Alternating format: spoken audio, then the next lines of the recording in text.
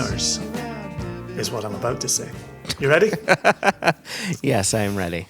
Yep. Hello, dear listeners, and welcome to another episode of Extra Extra. It's all about whiskey. I'm your host, Jason Johnston Yellen, and if I'm seeing correctly here, I am joined by Joshua Morrissey Hatton. Hello. Your eyes do not deceive you. It is I, Joshua Morrissey Hatton. So each episode of Extra Extra has Joshua or I bringing a news story, often whiskey focused, to the attention of the other. We read in the first half, we riff in the second half, and we try to get out of here in a tight 30 to 35. We've been very good about that through a second season here. Occasionally we've gone a wee bitty longer, but overall I've been quite happy with us. Yeah, I mean, statistically speaking, we hit the mark more often than we don't hit the mark. But when we don't hit the mark, man, do we miss it. We, wink, certainly do. So this is actually the final episode of season 2 of Extra Extra. It is. Does that make you sad? Does it make you long for season 3? Do you feel indifferent? Well, I think, as you and I have discussed previously, the dearth of usable whiskey news at the end of the year, I'm okay with us closing out the season, taking a very short break, and then returning Wednesday, January 19th. So to close out 2021, we have the headline from the Spirits Business: Texas orders Whiskey and Wealth Club cease and desist. And Whiskey and Wealth Club is in capitals. It's capitalized in all the right places. Mm-hmm. And cease and desist is in a version of scare quotes that are more scarecrows than scare quotes. But here we are. Uh-huh. The article is from December 17 and the author is Melita Keeley. And as is our tradition, I'm sure I've butchered that name, so apologies. At least we're keeping tradition. Tradition!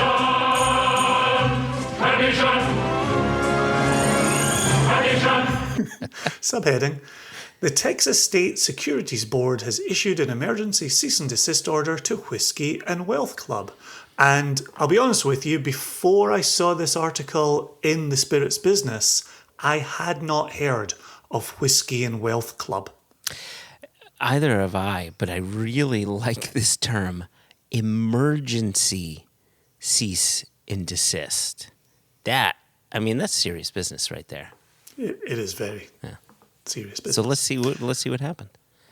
So here we go. We're about to kick off the article. Whiskey and Wealth Club claims to be a specialized cask whiskey wholesaler.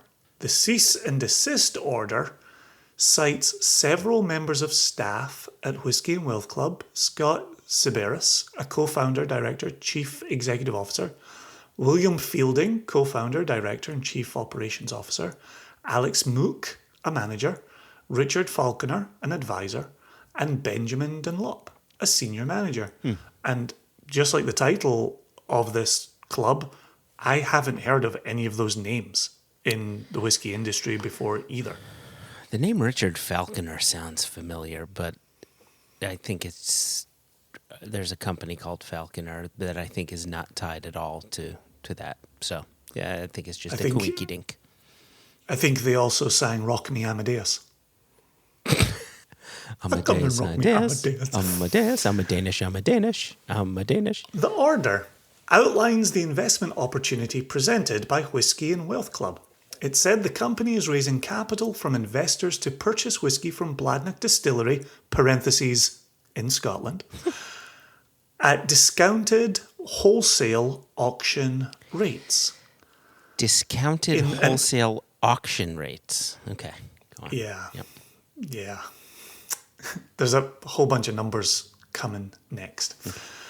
Investors pay £126,000 for 10 pallets or £63,000 for 5 pallets, with each pallet consisting of 6 casks, with each cask containing 200 litres of whiskey. So 200 litres ex-bourbon barrels we talking here? Yeah, it's got to be Quarter casks? Yep, 200 liter is that size is a barrel. It's not a hogshead, so you're looking at bourbon barrels. So £63,000 for 5 ex-bourbon barrels of new make Bladnoch. Yeah. Whiskey and Wealth Club registers title and ownership in the name of the investor. It continues to claim, so this would be the cease and desist, continues to claim that Sybaris, Fielding and Dunlop are telling potential investors they must provide identifying and contact information and a deposit of £2,000 that serves as down payment for the investment. It also alleges that they are telling potential investors they must provide this information and the deposit before Whiskey and Wealth Club can provide a contract for the sale of the investment. Now, interestingly here, this is just an aside. So far, we know this is happening. The cease and desist is happening in Texas, but it's not actually clear where Whiskey and Wealth Club is based. Everything we're talking about here is in pounds sterling.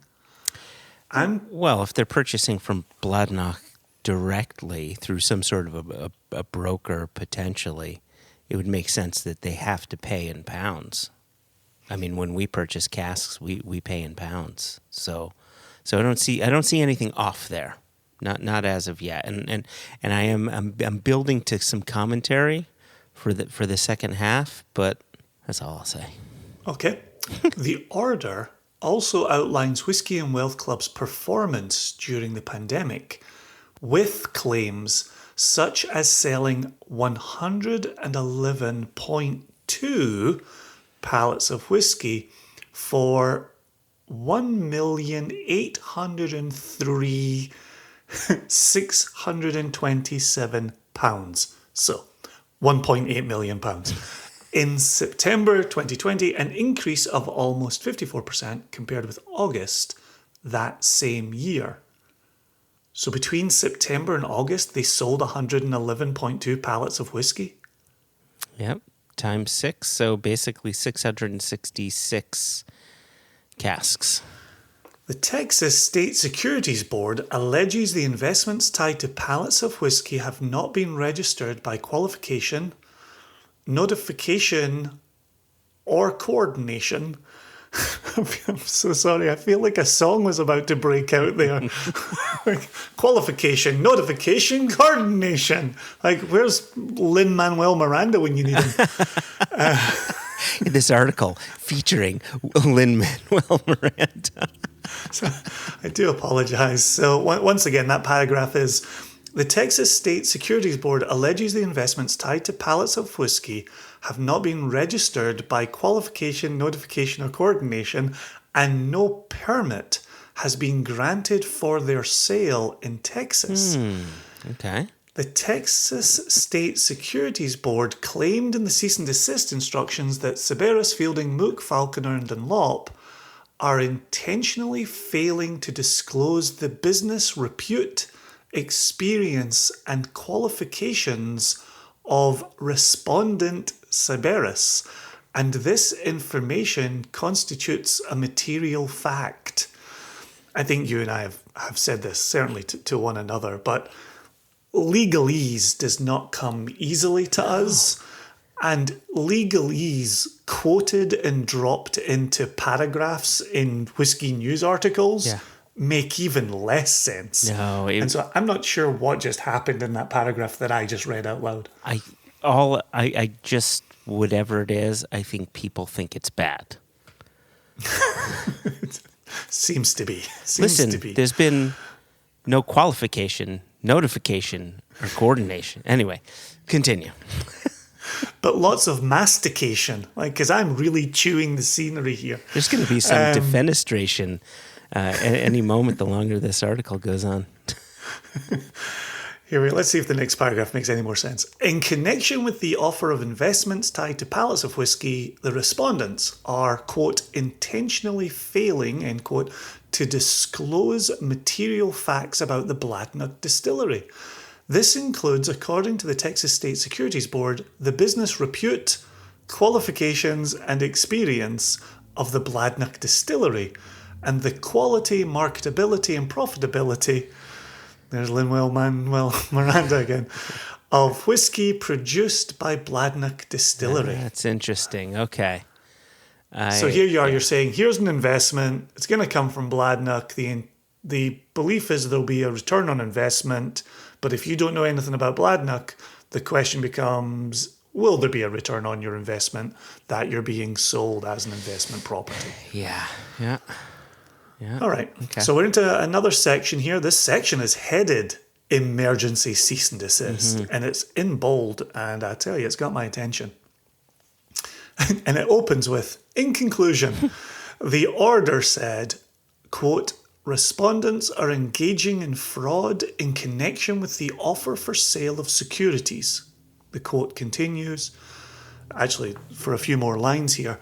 Respondents are making offers containing statements that are materially misleading or otherwise likely to deceive the public. Respondents' conduct, acts, and practices threaten immediate and irreparable public harm.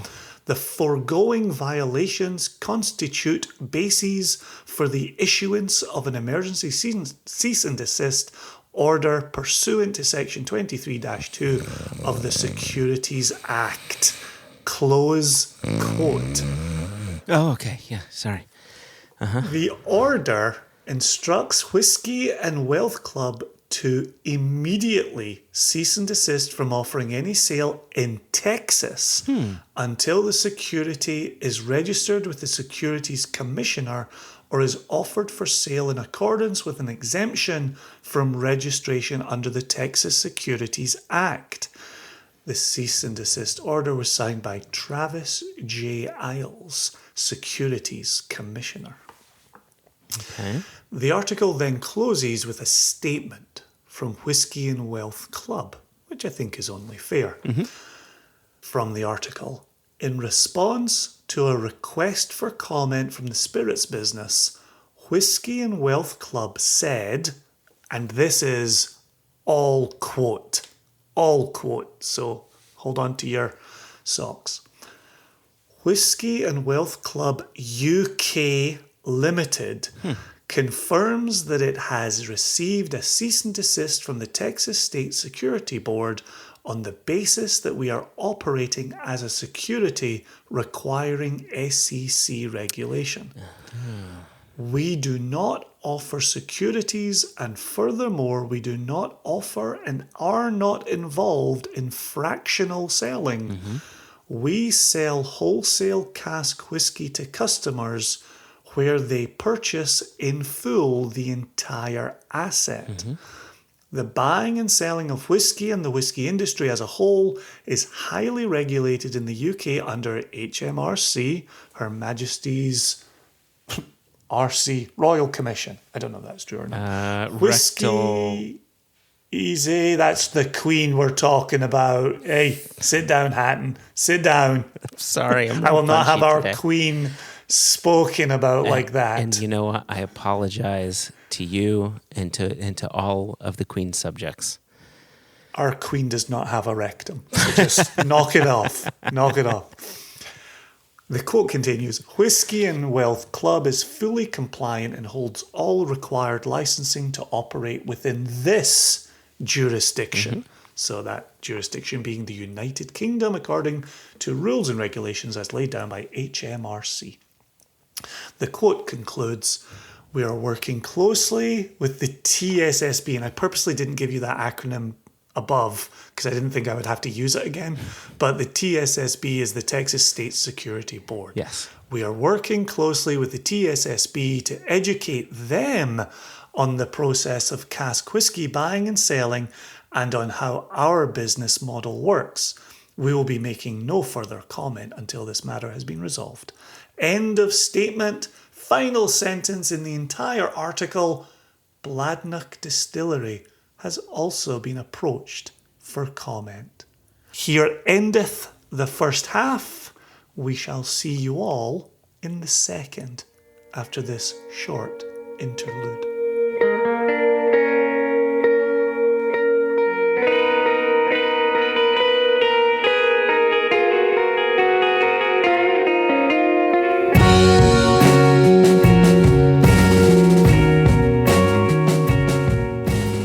Welcome back to the second half, Joshua Hatton. Thank you.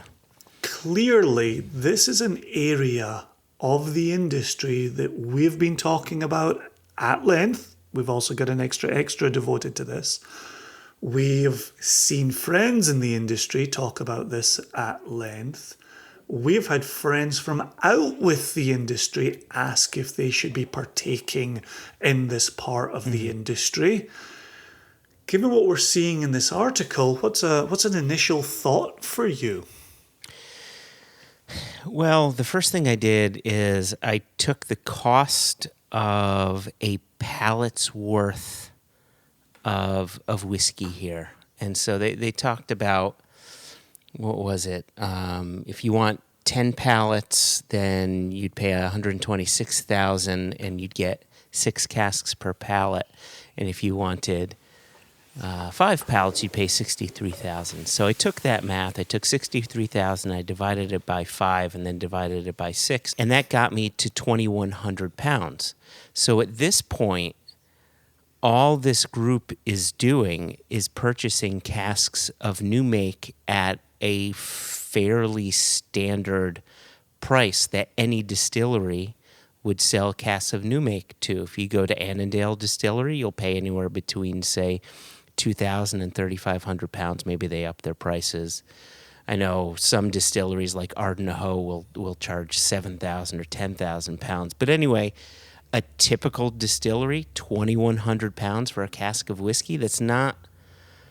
The distillery isn't doing anything that any other distillery who sells casks of new make. They're not doing anything wrong or different. It seems what we're seeing here, and I definitely understand the Texas State Securities Board wanting to hop in here, because these are being purchased as investments rather than being purchased as something you would then bottle and consume. They're saying, where's the security? And that has been one of many, but one of my issues regarding the value of a cask, because you cannot prove to me or to anyone that if you buy a cask of new make that it will turn into good whiskey, or that it won't completely leak out. Or even if you buy whiskey that's matured in cask, you can't guarantee that it's going to be good, that it couldn't go off or get too old or lose strength and not be whiskey, right? There's so many variables. And the fact that what makes for a good whiskey is subjective and not objective, I can see why the TSSB, Texas State Security Board, is saying, wait a second. Those are my initial impressions from this article. So you left out a part that you normally add in here, which is when crunching the numbers there and you get down to 2,100 pounds per cask and you compare it to other punter programs across the industry, 2,100 isn't crazy. For a punter who wants to take a punt on a cask, a child's birth, a marriage, an anniversary, whatever it is you're looking to celebrate, if you can get a cask for that price, that's not a bad little price. As you rightly point out, places like Ardnahoe are charging a whole hell of a lot more than that. The problem here is, if you're within the industry, if you're a broker, if you're an independent bottler, that 2,100 for a cask of new make spirit is really quite high. Quite high. Yeah. And that ties into what you're talking about with the speculation, right? If you're buying up a host of casks of new make and laying them down for your company, you're saying, I'm willing to take a risk of this not all working out fantastically, but I have to get a financial break on that. Correct. And so I'll take new make spirit off your site today and put it in casks to then see where we go.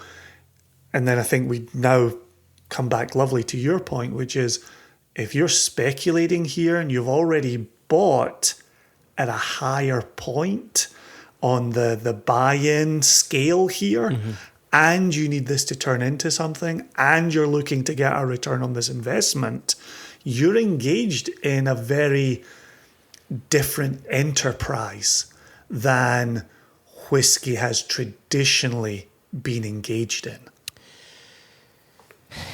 Yes, and could we touch on this idea of subjectivity when it comes to the value of a cask? Sure. Like it's our podcast. We can touch on whatever we want. We can do what we want.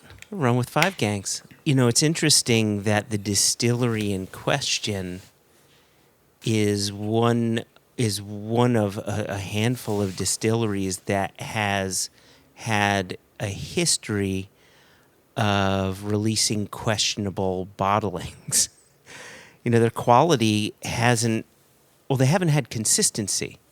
Yeah. They've had some whiskeys that have been off the charts good. And then they've had some whiskeys that have been off the charts not so good. It's also a distillery that is one of the lesser known distilleries. It's a lowland distillery, mostly silent for many years, and recently purchased by a yogurt magnate out of Australia.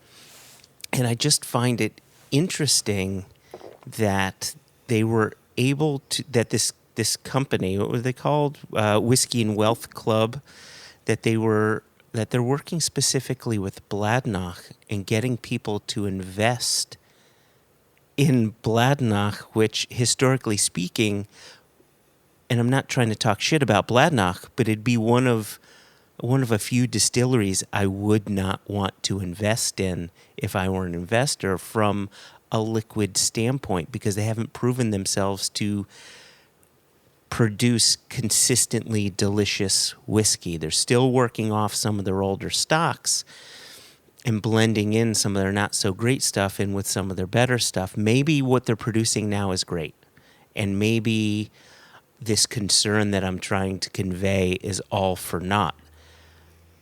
But if we're looking at history, it's an unusual distillery to be investing into. And it makes me wonder, last thing I'll say, it makes you wonder if the TSSB would put in place an emergency cease and desist if they were laying down casks with Macallan or the Glenlivet, right? And that's exactly what I was about to add on to your comments here. Is this cask investment business that's kicked off in the last couple of years has really done it on the back of Macallan, Glenfiddich, Glenlivet, right? They were showing you could buy a mature cask of Macallan this year and get a spectacular ROI, return on investment, next year, right? And that to me is how this part of the industry started to metastasize.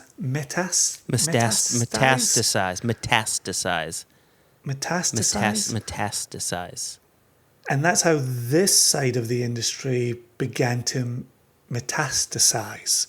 And now to bring in Bladnoch and new make is to really work on a different proposition here.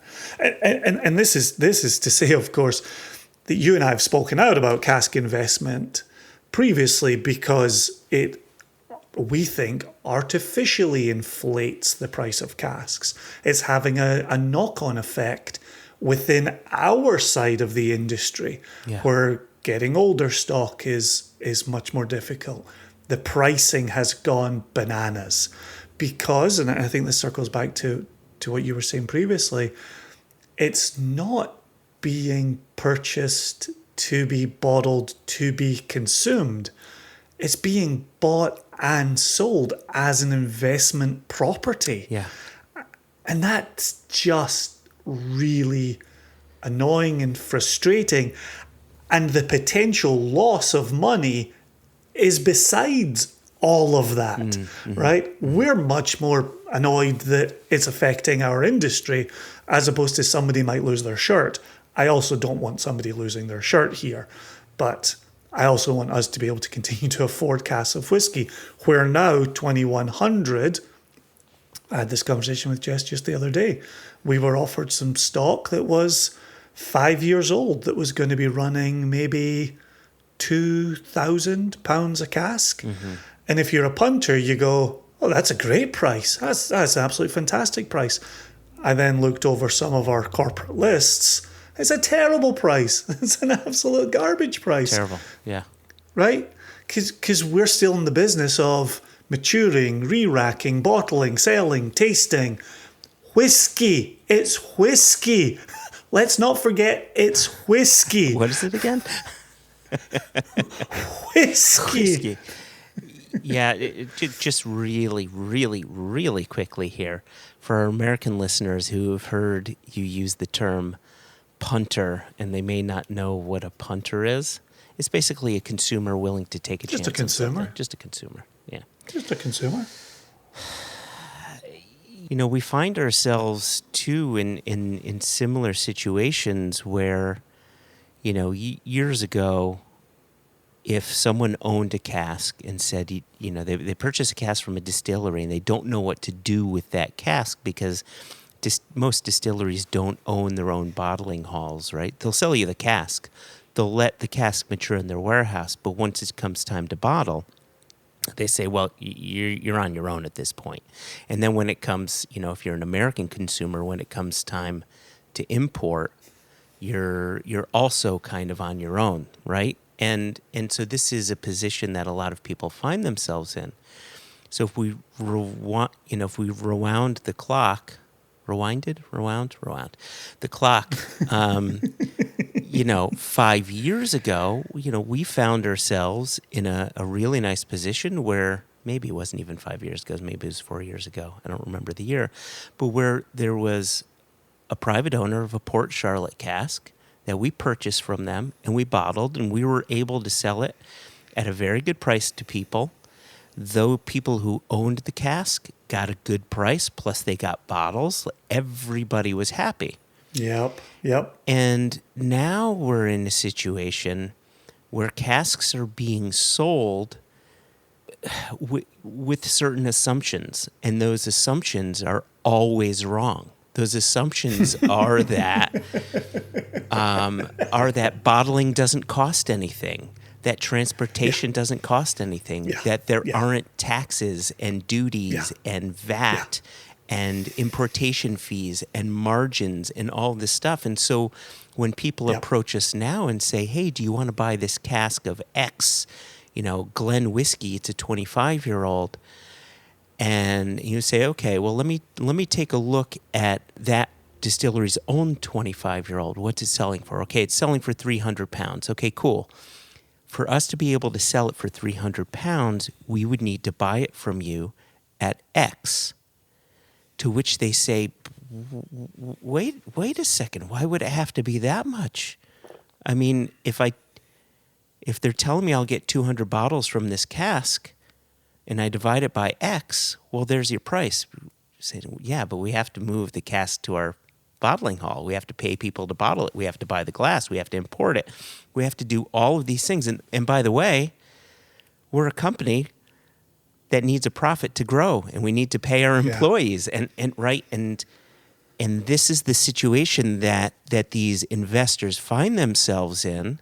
And I think in the short term, there'll be investors that will buy casks and will sell casks and will make a bit of money. But in the long term, we've talked about this before, people are going to find themselves losing money and losing it big time because the industry won't be able to handle all this that's been going on.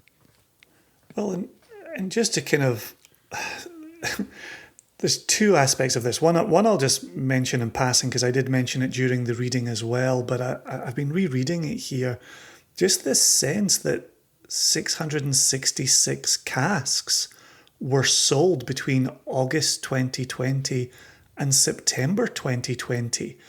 And that's a 54% increase over what had happened in August. like, this is a lot of casks roaming around. And what's one of the things that's propped up the investment market is that there's not a lot of Macallan single casks, say, from the 80s lying around. There's not a lot of single casks of Springbank from the 90s lying around. That's where the value is coming from, is the scarcity. And if you're just lying down hundreds and thousands of casks, this is the Beanie Baby model, right? If everybody's buying it as a collectible, then there's no future in it. There's no rarity in it. Right. And so that part was really interesting to me. But then down at the bottom where we talk about, the buying and selling, this is the quote from the Whiskey and Wealth Club. The buying and selling of whiskey and the whiskey industry as a whole is highly regulated in the UK under HMRC. Yes, you need to have a wowger to buy casks of whiskey. And to then just have these organizations set up to say, we'll have the wowger and we'll buy casks of whiskey in your name, and we will store that cask of whiskey in your name for some period of time. It's kind of undoing the idea of companies having wowgers so that they can buy and sell and bottle casks. Yeah. And I could see HMRC coming down on how many casks of whiskey are you really allowed to own, and whose name do they have to be in, and can you just be a punter again, a consumer, who instead of buying bottles, you just buy casks, and then you just sit on them and you see if you make money on your investment. HMRC has to look at this corner of the industry and go over it with a fine-tooth comb to see how this is actually working. Yeah, part of me thinks HMRC should take a hard and fast look at this and really consider, should cask sales be allowed to people who don't have wowgers? Or, probably better said, should cask sales be allowed to those who own wowgers to then have casks under someone else's name? And, for years and years and years, it was nice, right? You say, I just had a daughter. I want to lay down a cask in her name. My son just had his son, and right. And there are all these wonderful reasons to lay down your own cask, and it's also very helpful for distilleries, that are trying to get up off the ground to have people purchase casks and things like that. But we've hit a point now where people have found a loophole and it's being abused. 100%. And it's negatively affecting business, long-standing businesses. When we have friends from independent bottling companies that go back nearly a couple of 100 years, say, this is messing things up for us. Well, maybe you need to reconsider the current, and when I say you, I mean HMRC, need to reconsider the current model, because there are some serious, what's the word I'm trying to think of, Jason? Repercussions. There are serious repercussions based on the current investment, quote-unquote, investment activity going on at this time. Yeah, and the number one thing we always say, if you're going to get into this, be very careful. Very careful. Because when you get out of it, it may not be in the manner in which you hoped you'd be getting out of it. 100%, yeah. It's whiskey, it's peaks, it's troughs, it's roundabouts, it's uphill, down dale. Okay, this is the point at which to end the episode, the season, and the year. Oh, Jason, that's it. This is the end. Yeah, so season 3 starts January 19. So it's been a wonderful season 2 with you, Jason, and with you, Joshua. If you miss us in the meantime, we'll be gone for all of 1 week. But if you miss us in the meantime, you can drop us a note, questions@onenationunderwhiskey.com or info@singlecasknation.com. We wish you all a very happy new year, and we will see you January 19. Cheers. Cheers.